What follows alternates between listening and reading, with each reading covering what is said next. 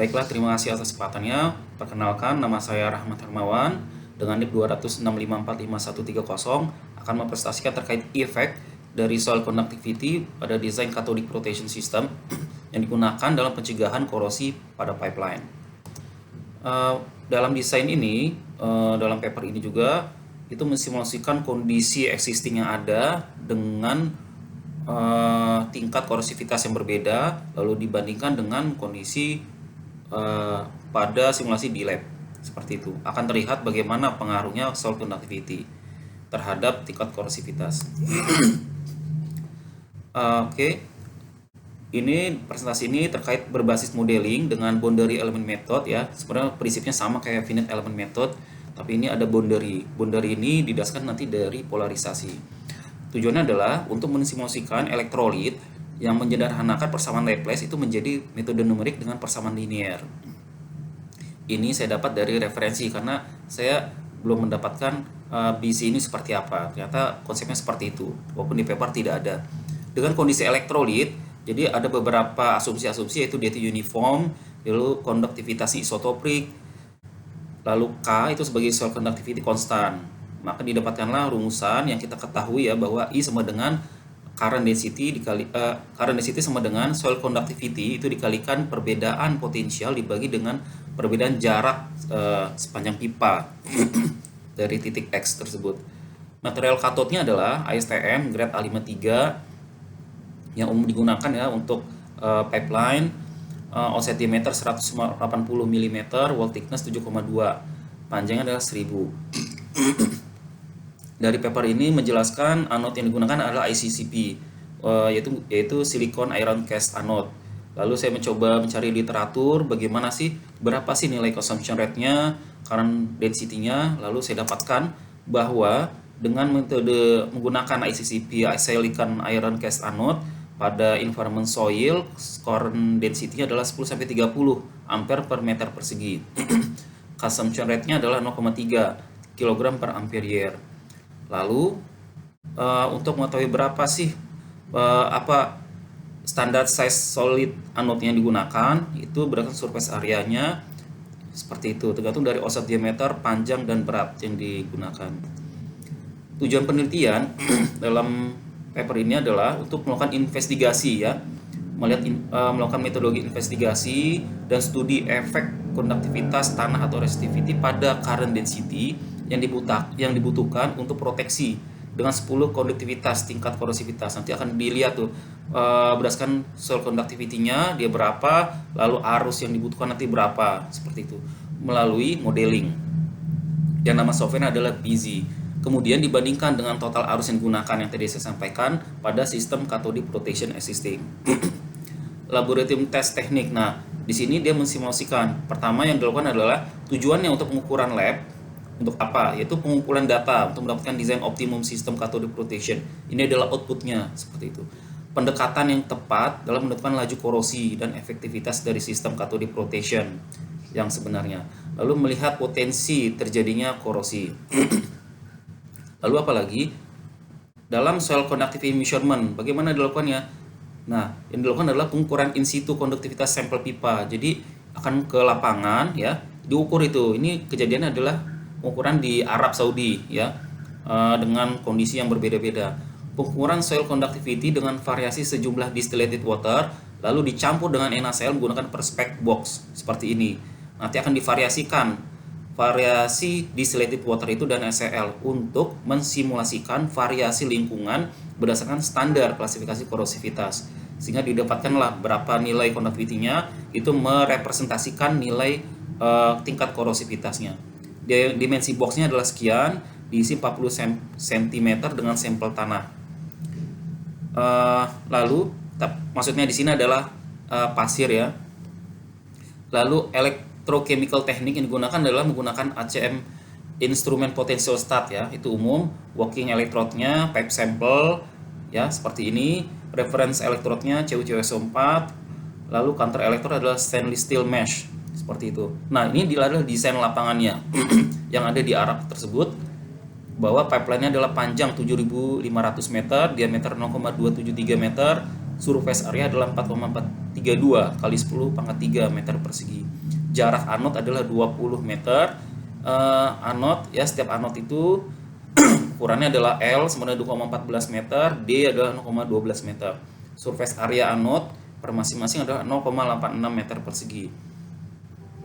Lalu data resistivity dengan 4-pin method itu dirubah menjadi resistivity. Jadi hasilnya akan dirubah menjadi resistivity dengan persamaan Barnes layer. Nah, ini metodenya.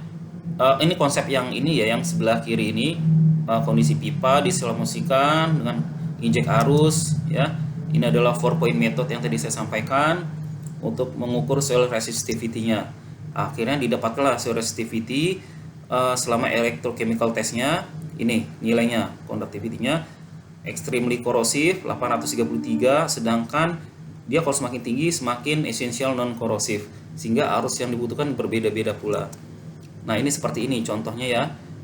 Natural potential measurement, ini cewek-cewek sempat. Ini makanya tadi saya salah, ini sebenarnya adalah pasir. Akan diukur berapa sih natural potentialnya. Seperti ini. Ini adalah contoh simulasi nilai natural potentialnya dari titik dia saat ada dikasih ICCP seperti apa, ada overproteksi atau tidak, seperti itu. Nah, inilah nilainya dari ujung sampai ke ujung, dari minus 298, minus 321, 300, jadi average adalah nilainya agak-agak ini ya, minus 285. Nah, dalam Bizim Boundary Element Analysis Software, adapun hal yang harus dilakukan, ini saya referensi nggak dari paper, tapi saya mencoba mempelajari kembali apa sih BZ itu. Nah, sebenarnya sama aja kayak finite element, dia harus mendefine dulu geometrinya seperti apa. Nah, seperti inilah geometrinya. Jadi ditaruh pipa, ada anode, lalu modelingnya seperti apa, ada mesh generation. Ini adalah contoh mesh generation, melihat constraint-nya. Constraint equation bagaimana? Nah, ini constraint equation. Ada mathematical function-nya, ini dibutuhkan nilai arusnya seberapa, soil conductivity. Untuk membutuhkan ini menghasilkan suatu namanya polarisasi. Polarisasi akan sebagai boundary-nya, batasannya ya, seperti itu. Nah, ini data hasil polarisasi. Setelah diuji hasil polarisasi akan digunakan sebagai boundary condition. Lalu didapatkanlah nilai ya, dua persamaan I sama dengan 237 kali K jika range-nya adalah 2 sampai dengan 60. Nah, bagaimana dengan jika range-nya adalah 120 sampai dengan 61, ya rumusnya adalah I sama dengan 1895 dikalikan E pangkat 0,0373 K. Seperti itu.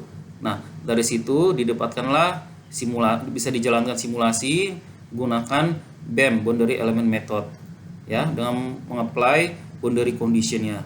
Lalu didapatkanlah post process result seperti itu. Nah, ini contohnya boundary element metodenya. Ini didapatkan jika kita harus mendefine dulu kuadratik atau apa modelnya dari boundary tersebut. Gitu. Itu adalah satu pilihan nanti di dalam softwarenya. Lalu didesain untuk pipeline yang ini adalah yang tadi ya, 7.500 meter dengan 8 anode berdasarkan boundary system. Lalu kurang lebih seperti ini ya. Sebenarnya di paper tidak ada, tapi saya coba mempelajari konsepnya saat dikasih anode bagaimana. Nah, ini range-nya adalah minus 605 volt, ada minus 820, ada yang agak besar adalah minus 1089 ya. Di sini terjadi ada indikasi overproteksi ya. Lalu hasil pengukuran peningkatan humidity soil dapat meningkatkan terjadinya potensi korosi dan membutuhkan impress current yang lebih besar. Itu hasilnya, area pipa yang jangkauan paling dekat dengan anode itu bisa dimungkinkan terjadi overproteksi yang tadi ya, minus 1000, sehingga bisa terjadi hydrogen evolution. Lalu dari hasil resistivity itu dipengaruhi oleh moisture content ya, lagi-lagi moisture content, kondisi dari soilnya tersebut. Ini adalah contoh tadi hasil pengukuran, hasil simulasi menggunakan campuran distilled water dengan NaCl, lalu dapatkanlah conductivity dan resistivity-nya sehingga dibutuhkan current-nya seperti apa. Artinya dengan conductivity-nya semakin kecil, resistivity-nya pasti akan lebih besar. Total current yang dibutuhkannya kecil, seperti itu. Artinya tidak dibutuhkan current yang lebih besar lagi. Ini gambaran adalah hubungan antara soil conductivity dengan current pada cathodic protection. Ya, ini sifatnya seperti ini, umum ya. Lalu relation between soil conductivity terhadap current-nya dalam hubungan trend line curve-nya. Jadi ada terjadi kenaikan seiring dengan peningkatan dari soil conductivity. Kesimpulannya didapatkan karena sifatnya ini adalah simulasi hubungan, jadi kesimpulannya adalah sifat umum ya. Jadi boundary element method itu dapat digunakan dalam modeling permasalahan korosi dan sistem proteksi katodik. Dalam boundary element method ini hanya proteksi pada surface yang akan diperoleh nilai potensial dan current density pada metal surface secara akurat berdasarkan parameter yang dimasukkan. Jadi kevalitan data itu tergantung dari hasil polarisasi sebagai boundary elemennya seperti apa. Boundary conditionnya akan menentukan pengukuran kondisi natural potensialnya seperti itu. Lalu adanya dua persamaan governing dan controlling yang ada di awal tadi adalah total arus yang dibutuhkan untuk proteksi dan nilai conductivity, persamaan linear dan persamaan eksponensial yang tadi. Lalu konduktivitas tanah mempengaruhi sistem cathodic protection yang akan digunakan. Ya, ini yang disimulasikan berdasarkan tingkat korosivitasnya dari campuran distillated water dan NaCl tersebut. Baiklah, itu menggambarkan kondisi hubungan bagaimana peranan software tadi boundary element method untuk melihat simulasi dari cathodic protection yang sudah ada. Mungkin demikian yang dapat saya sampaikan. Terima kasih. Wassalamualaikum warahmatullahi wabarakatuh.